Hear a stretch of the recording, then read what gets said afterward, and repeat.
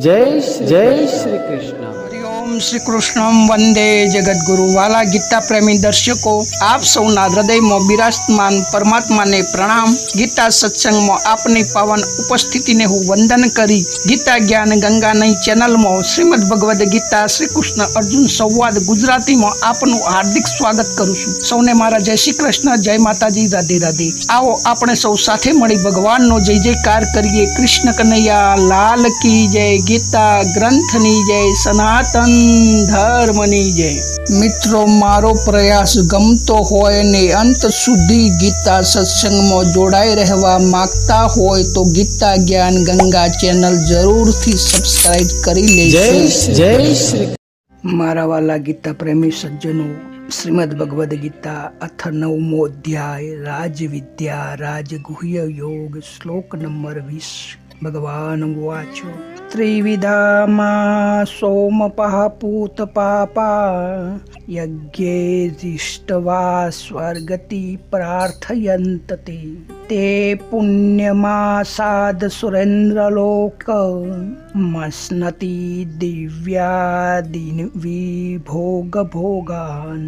ત્રણેય વેદોમાં વર્ણવેલા સકામ કર્મોને આચરનારા, સોમરસનું પાન કરનારા, પાપરહિત થયેલા પવિત્ર પુરુષો મને યજ્ઞો દ્વારા પૂજીને સ્વર્ગ પ્રાપ્તિ ઈચ્છે છે। તેઓ પોતાના પુણ્યોના ફળરૂપે સ્વર્ગલોકને પામીને સ્વર્ગમાં જ દિવ્ય દેવોના ભોગોને ભોગવે છે। વાલા સજ્જનો, શ્લોકના અર્થને વિસ્તારથી ભગવાનના શ્રીમુખથી શ્રવણ કરીએ। ભગવાન કહે છે કે હે અર્જુન, 19મા શ્લોકમાં મેં જે મારા મતે ભક્તોના 3 પ્રકારનું વર્ણન કર્યું હતું, એક આસુરી સ્વભાવના, બીજા દેવી સ્વભાવના અને ત્રીજા ભગવદી સ્વભાવના।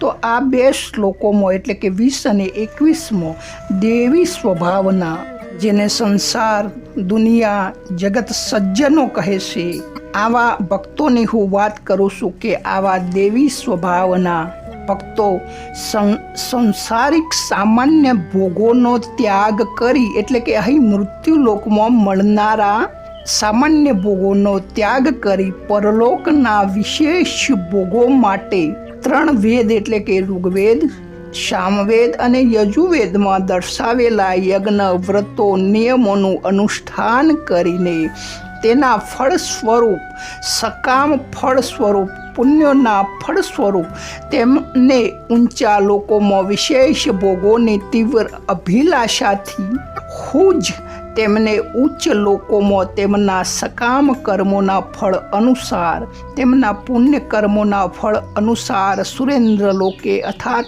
ઇન્દ્ર દેવતાનું એક નામ સુરેન્દ્ર પણ છે અને તેમનો લોક ઇન્દ્રલોક એટલે કે આપણે જેને સ્વર્ગ તરીકે ઓળખીએ છીએ, ત્યાં તેમને દિવ્ય ભોગો અને દિવ્ય સોમરસ પ્રાપ્ત થાય છે। તો મિત્રો, સંસારિક ભોગો સામાન્ય હોય છે અને સંસારિક રસ જેમાં અનેક સ્ત્રીઓ ભોગવવી તથા અંગ્રેજી તથા દેશી શરાબ અને કબાબને સંસારિક લોકોના મતે શ્રેષ્ઠ ભોગ મનાય છે। તેવી જ રીતે સ્વર્ગલોકમાં પણ અપ્સરાઓનો ભોગ કરવો તથા દિવ્ય ભોગો તથા સોમરસનું પાન કરવું એ સ્વર્ગલોકના વિશેષ ભોગો હોય છે। મિત્રો, સ્વર્ગના સોમ રસની 2 પ્રક્રિયા હોય છે। એમાં એક સોમવલ્લીનું પંચાંગ વપરાય છે અને બીજું સોમ વૃક્ષનું પંચાંગ વપરાય છે।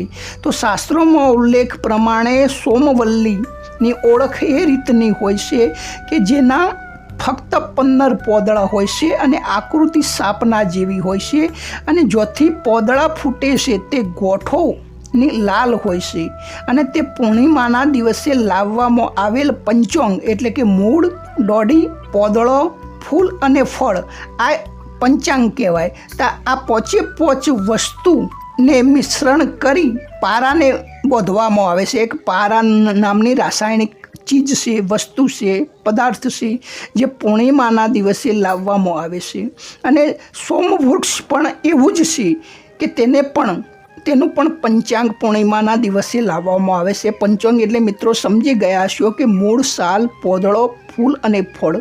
તો આ સોમવૃક્ષ અને સોમવલ્લી બંને પારો બોધવામાં કામ આવે છે. અને પારાને શુદ્ધ કરી પછી પારાને બોધવો પડે છે અને પછી પારાની ભસ્મ બનાવવામાં આવે છે અને એ ભસ્મનો અર્ક કરી એને પીવામાં આવે છે. તો મિત્રો આ સોમવલ્લી અને સોમવૃક્ષ આ બંનેમાં સોમવલ્લી અધિક ગુણોવાળી હોય છે. એટલે કે સોમવલ્લીની ઓળખ આપણે જોઈ ગયા, પણ એનાથી પણ વિશેષ ઓળખ છે કે કૃષ્ણ પક્ષ અંધારિયામાં તેનું એક એક પોદળું ખરી પડે છે અને અજવાળિયા એટલે કે શુક્લ પક્ષમાં તેનું એક એક પોદળું ફરીથી ફૂટે છે. આમ એકમે એક પોદળું આવે, બીજે બીજું પોદળું આવે, ત્રીજે ત્રીજું પોદળું આવે. આમ પૂનમ સુધીમાં 15 પોદળો આવે છે. પૂનમ પૂરી થતાં કૃષ્ણ પક્ષ શરૂ થતાં પાછું એક એક પોદળું ખરી પડે છે. એટલે કે 14, 13, 12 એવી રીતે. તો આ એક એની ઓળખ છે. અને આનું કંદમૂળ પણ એટલે કે મૂળ પણ કાઢવામાં આવે છે, જે બહુ શ્રેષ્ઠ હોય છે. અને તેની ધતુરાની સાથે આ અર્ક કાઢવામાં આવે છે અને તેનામાં બોધેલો પારો દેહને લોખંડની જેમ મજબૂત બનાવી દેશે. અને તેની સાથે બોધેલો પારો લક્ષ્યવિધિ થઈ જાય છે. એટલે કે એક ગણો પારો બોધવામાં આવે. આ રાસાયણિક પ્રક્રિયા છે, જે મિત્રો જે જાણતા હોય એમને ખબર પડે. હું ખાલી સામાન્ય માહિતી આપણને આપી રહ્યો છું કે એક ગણો પારો બોધવાથી આ પારો લાખ ગણો ગણાય છે. એટલે કે આવો પારો લોઢાને સોનું બનાવી દેશે. પરંતુ આ સોમલતા અને સોમ વૃક્ષ અત્યંત દુર્લભ છે. તો મિત્રો આપ સમજી ગયા. આવા પુણ્યશાળી મનુષ્યો સ્વર્ગમાં ના વિશેષ ભોગોમાં સોમરસનું પાન કરે છે. પરંતુ સ્વર્ગમાં પણ અમુક નીતિ નિયમો છે, અમુક વર્ણ વ્યવસ્થા છે, જેમાં આપણે ગરીબ, તવંગર, શ્રીમંત, ગર્ભ શ્રીમંત, નગર શેઠ, સેનાપતિ અને રાજા. તો ગરીબથી મધ્યમ વર્ગના ભોગો થોડા વધુ હોય છે. મધ્યમ વર્ગથી શ્રીમંતના ભોગો થોડા વધુ હોય છે. ગર્ભ શ્રીમંત, નગર શેઠ, સેનાપતિ અને રાજાના સૌથી વધુ ભોગો હોય છે સંસારિક. તો આવી રીતે સ્વર્ગમાં પણ અલગ અલગ ભોગો હોય છે. તો સ્વર્ગમાં સામાન્ય ભોગો આજે જનાર પુણ્યશાળી લોકોના હોય છે, જે ગરીબ જેવા જ ભોગો હોય છે. તેનાથી વધુ દેવતાઓની સેનાના જે લોકો હોય છે તેમના ભોગો હોય છે. એમનાથી વધુ સેનાની સેનાપતિના ભોગો હોય છે. તેનાથી વધુ ખાસ દેવતાઓના ભોગો હોય છે. તેનાથી શ્રેષ્ઠ ઇન્દ્રના ભોગો હોય છે. આમ અહીંની વ્યવસ્થાના જેવી જ ત્યાંની વ્યવસ્થા છે. તો જેવું ટૂંકમાં જોવા જઈએ તો જેવું જેનું જેટલું બેલેન્સ તેટલું તેનો ટોક ટાઈમ.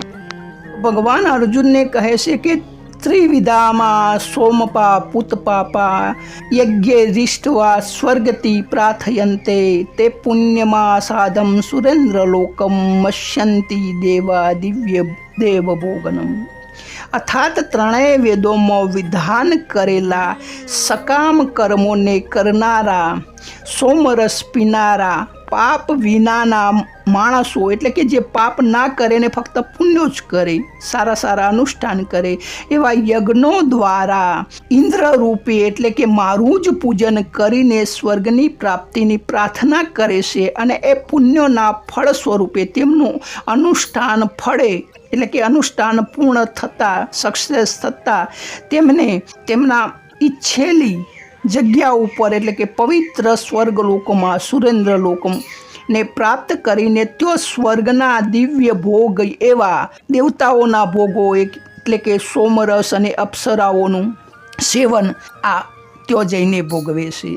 આમ મનુષ્યો પ્રાતઃ સંસારના મનુષ્યો તો સંસારી ભોગોમાં જ લાગ્યા રહેશે અને તેઓમાં જે થોડા ઘણા પણ વિશેષ બુદ્ધિમાન કહેવાય છે કે જેમના હૃદયમાં પણ ઉત્પત્તિ અને વિનાશીલ વસ્તુઓનું જ મહત્ત્વ હોય છે, પરંતુ તે થોડુંક તેમનું લક્ષ્ય થોડું ઊંચું હોય છે, તેમના ભોગ થોડા ઊંચા હોય છે, જેના કારણે ઋગ્વેદ, સામવેદ અને યજુર્વેદમાં બતાવેલા સકામ કર્મો અને તેના ફળોનું વર્ણન સાંભળે છે અને પછી તે કાર્યો તેવા કર્મો વેદોમાં બતાવેલા ભોગોની ઈચ્છાથી, અહીંના ભોગોની પરવા નથી, પરંતુ સ્વર્ગના ભોગોથી લલચાઈને સ્વર્ગ પ્રાપ્તિ માટે સગુણના ભોગો ભોગવવા માટે વેદોમાં કહેલા યજ્ઞોનું અનુષ્ઠાન કરવામાં લાગી જાય છે. એવા મનુષ્યો માટે જ અહીં ત્રિવિધા પદ આવ્યું છે. અને સોમરસનું તો આપણે જોઈ ગયા કે સોમલતા, સોમવલ્લી અને સોમવૃક્ષની માહિતી થોડી ઘણી આપણે જોઈ. તો આ રસનું પાન કરે છે. તો અહીંયા કહે છે કે સોમરસ.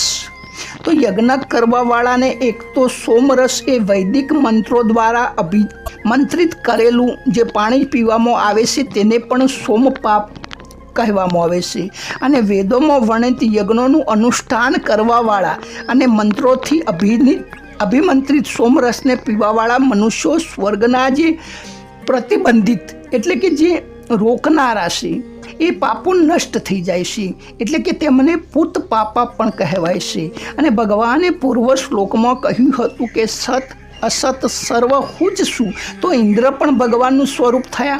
આથી અહીં મામ પદથી ઇન્દ્રને જ લેવો જોઈએ, કેમ કે સકામ યજ્ઞનું અનુષ્ઠાન કરવાવાળા મનુષ્યો સ્વર્ગ પ્રાપ્તિની ઈચ્છાથી જ સ્વર્ગના અધિપતિ દેવ ઇન્દ્રનું પૂજન કરે છે અને ઇન્દ્રની પાસે જ સ્વર્ગ પ્રાપ્તિની પ્રાર્થના કરે છે.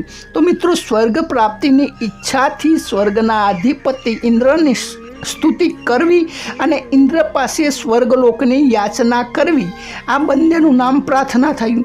અને વૈદિક તથા પૌરાણિક વિધિ વિધાનથી કરવામાં આવેલા સકામ યજ્ઞો દ્વારા ઇન્દ્રનું પૂજન કરવાના અને પ્રાર્થના કરવાના ફળ સ્વરૂપે અનુષ્ઠાન પૂર્ણ થતાં જે તે સકામ લોકોને, પુણ્યશાળી લોકોને તે સ્વર્ગમાં લોકની પ્રાપ્તિ થાય છે. અને તેવા લોકો સ્વર્ગમાં જઈ દેવતાઓના દિવ્ય ભોગો ભોગવે છે. અને તે દિવ્ય ભોગો મનુષ્ય લોકના ભોગોની અપેક્ષાએ બહુ વિલક્ષણ હોય છે, બહુ વિશેષ હોય છે. તેઓના દિવ્ય ભોગોમાં શબ્દ, સ્પર્શ, રૂપ, રસ અને ગંધ આ પાંચેય વિષયોનો જે તે વ્યક્તિ ભોગતા અનુભવ કરે છે. તે ઉપરોક્ત પણ સ્વર્ગમાં દિવ્ય નંદનવન છે, તો ફરવું, એસો આરામ કરવો, આદર સત્કાર પ્રાપ્ત કરવો, યશ ગૌરવ પ્રાપ્ત કરવું વગેરે વગેરે ભોગો ત્યાં જઈને ભોગવે છે. તો મિત્રો, આ આજના શ્લોકની વાત થઈ. હવે 21મા શ્લોકમાં ભગવાન એવા મનુષ્યોનું વર્ણન કરે છે કે જેમની સંસારની સત્તાને મહાનતા રહેલી છે. તેઓ ભગવાનનું અવિધિપૂર્વક એટલે કે ડાયરેક્ટલી ભગવાનને પૂછતા નથી, પરંતુ દેવતાઓને પૂજે છે. વાસ્તવમાં તો દેવતાઓમાં પણ ભગવાન છે, પરંતુ તેઓ નથી માનતા. એ કારણે દેવી દેવતાને પૂજે છે અને એ પૂજનના ફળ સ્વરૂપે ઊંચા લોકોની ગતિ થાય છે, ત્યાં સ્વર્ગના ભોગો ભોગવે છે. પરંતુ આવી ઉપાસનાનું ફળ, આવા કાર્યોનું ફળ નાશવન હોય છે. કારણ કે જેટલું બેલેન્સ હોય એટલું જ તમે વાપરી શકો. તો બેલેન્સ પૂરું થતાં એમની શું ગતિ થાય છે એ આગળના 21મા શ્લોકમાં ભગવાન કહે છે. ત્યાં સુધી આપણે રજા લઈએ. સૌને મારા જય શ્રી કૃષ્ણ, જય માતાજી, રાધે રાધે.